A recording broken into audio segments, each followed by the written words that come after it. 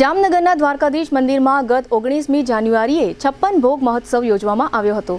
સેંકડો લોકોએ 56 ભોગના દર્શન કર્યા હતા અને પ્રસાદ કણિકાઓ ગ્રહણ કરી હતી।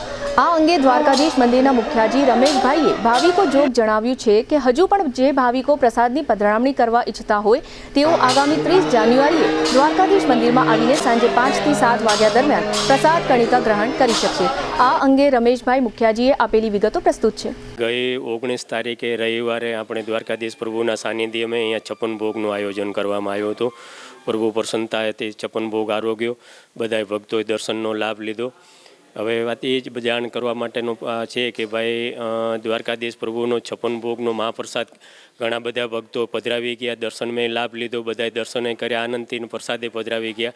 પણ મને એવું પ્રેરણા થઈ કે ભાઈ હજી ઘણા બધા ભક્તો બાકી રહી ગયા હોય મહાપ્રસાદ પધરાવવામાં, તો જેટલું દર્શનનું મહત્ત્વ છે એટલું જ પ્રભુના 56 ભોગના મહાપ્રસાદનું મહત્ત્વ છે। તો જેમે અમે ભેટ લખાવેલી હોય કે અથવા જે એની ઈચ્છા હોય અહીંયા મંદિરે આવે અને મહાપ્રસાદ પધરાવી જાય એવું અમે ઈચ્છીએ છીએ દ્વારકાધીશ મંદિરે જ। અને જ્યાં જ્યાં લોકો સુધી મહાપ્રસાદ કણિકા પહોંચે એવો અમારો ભાવ છે।